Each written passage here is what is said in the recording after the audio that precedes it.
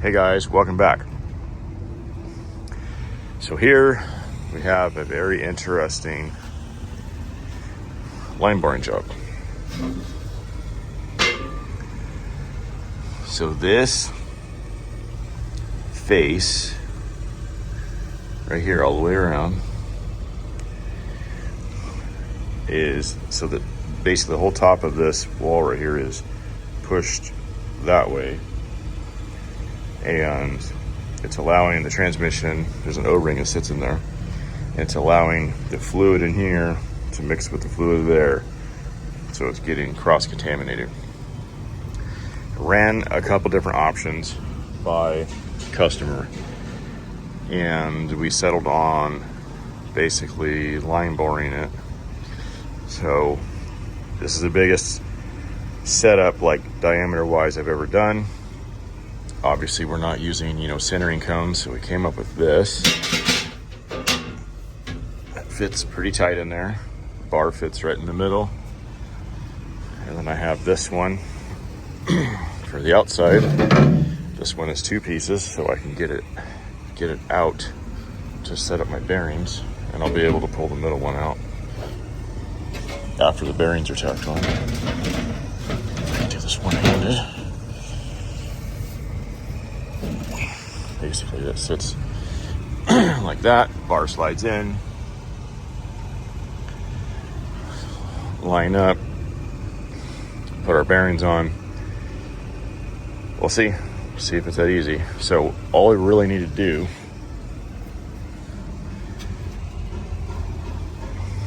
on this is just get my cutter set so that it basically doesn't touch there, and then would come around, and then there would be a gap up here. I think I want to say it was about 3/16 towards the top. So then I would weld this top about 1/3. I would weld that. I'll probably blend it a little bit with the grinder, maybe, and then just cut that back so that it's the same as right here. That's the plan, and let's see if we can make it happen.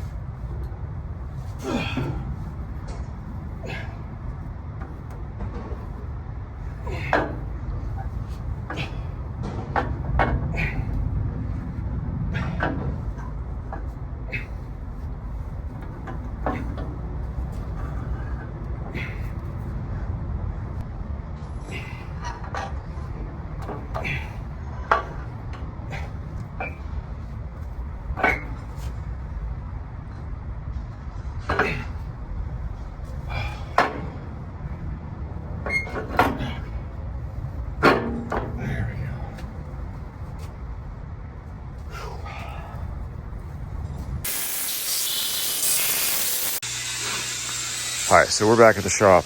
I'm gonna make a tool holder. I have these tool holder extensions from Climax, and I have several of these in the same size. So I think instead of making the entire thing, we're gonna basically just extend onto this the length that we need, and we're gonna do it that way. So we got some cold rolled flat bar here. We're gonna cut that to size and weld it on. All right, so basically this is the idea. A little bit half-assed, but I'm sure it's gonna work just fine. So let's get this all squared up. We're gonna have to mill this in there first, and we'll weld it together.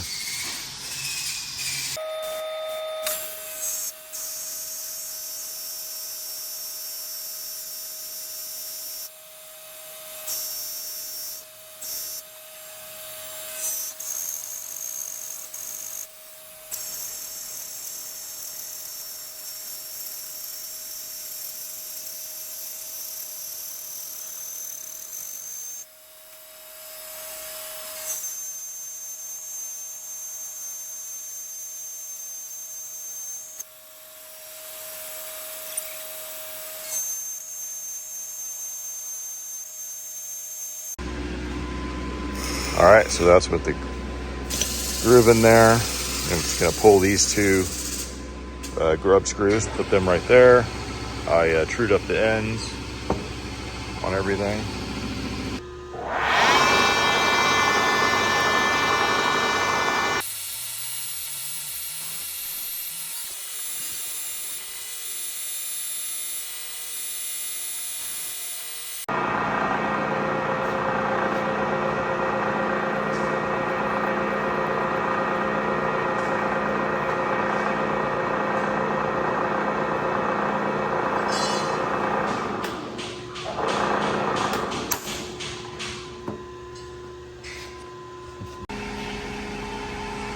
So as you saw, broke a tap, and it's like flush. So the tap is that whole length, which is about an inch, a little over an inch.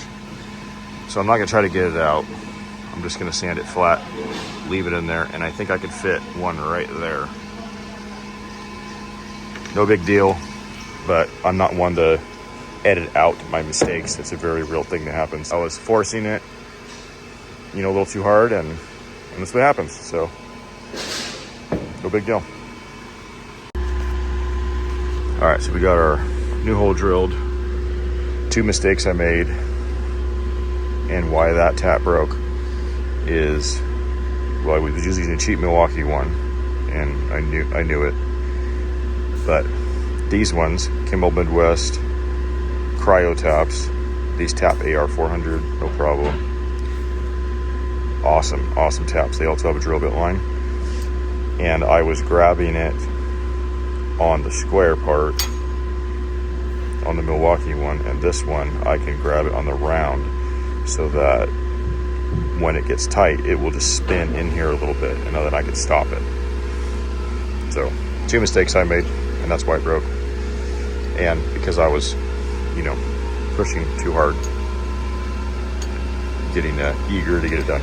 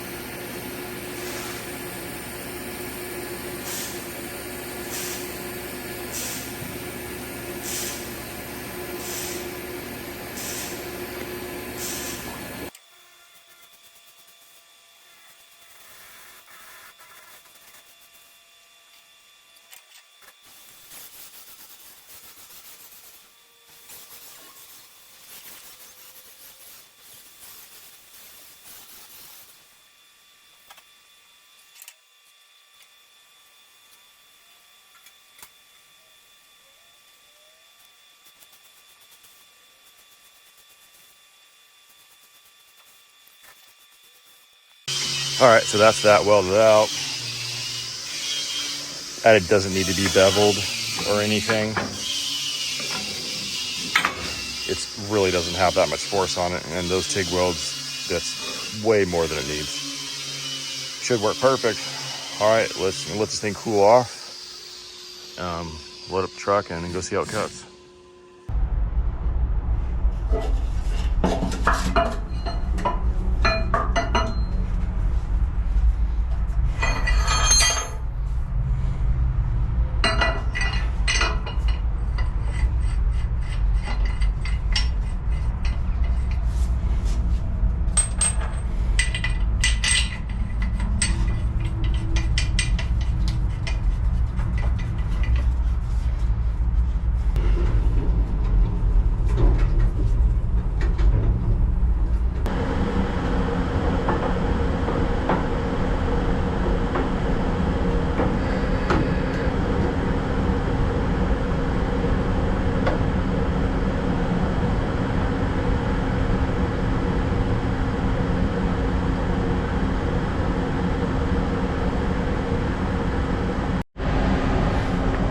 All right, so I'm trying to kind of just play with the bar and see how everything looks. I have a tool holder in there backwards.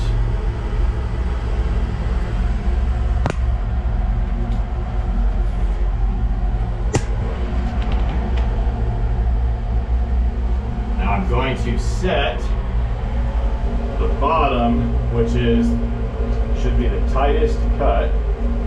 Set it so that it touches.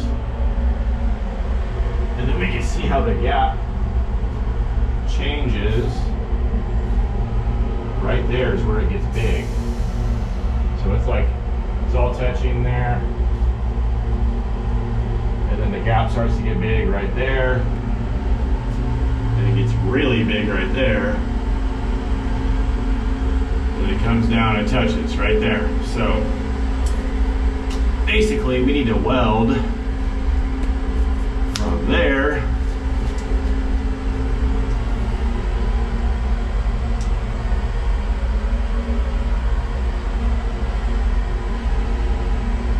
to about here. Just need to weld right there. Just need to weld that top about 1/3, just like I was suspecting. All right, well, let's get that welded out and see how this contraption cuts.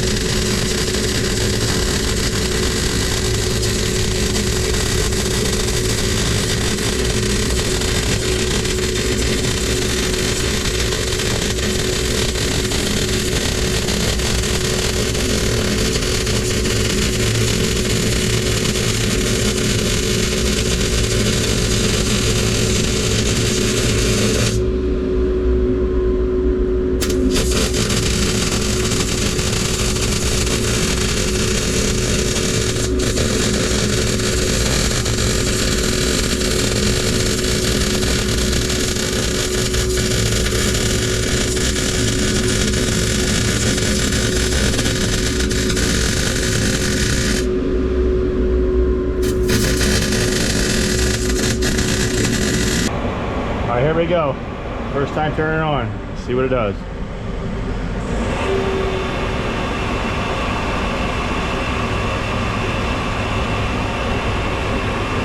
Not too bad. Not too bad.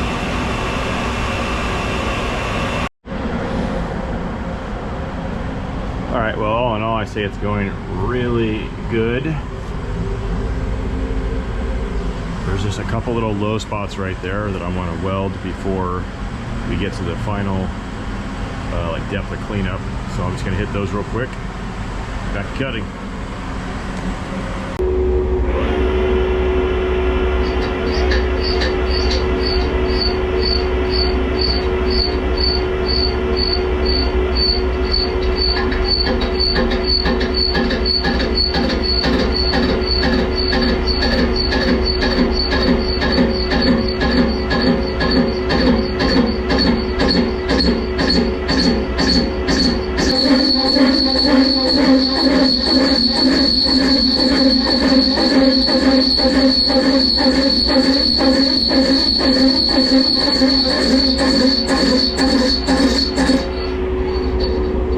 All right, well, obviously the sun is set, but we got it. Needs just a little bit of cleanup with the grinder, and she'll be perfect. I did some measurements all the way around it, and it is right on the money, perfectly square to this face. The correct measurement is exactly what we want. We cut the top and it just barely touched the bottom, which is, it's exactly what I was expecting, exactly what I was hoping for. All right, now let's tear all this down.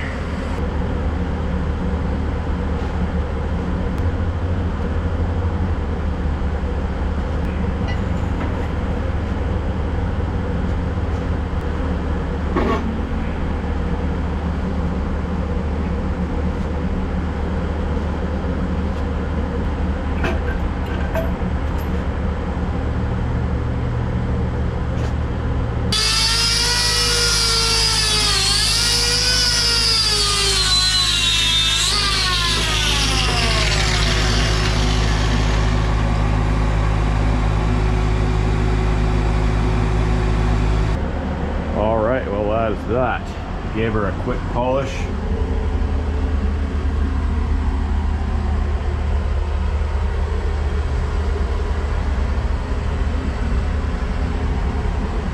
gonna try to clean up some of the stuff in here and obviously put all of our stuff away. All right, well, that is it. We are all packed up. On to the next one. Thank you for watching. Stay tuned for the next one. Quick bonus footage. So after line boring, there was some talk of my setup being crooked or whatever. So I had my buddy come in from Precision Fabrication, and we three-dimensionally scanned the transmission housing. Just kind of show you, this is a video that he took.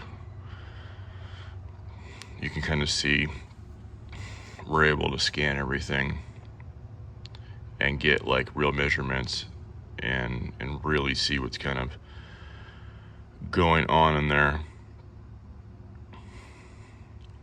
But you can see that the face that I cut right there, it's all the same shade of green, which means it's flat. I believe it's flat within like 0.002 across the 26.5-inch circle, which is pretty good. And then the face to face, I believe, is off 0.008. So it's really, really close. Just thought you guys would like to see that. It's pretty cool.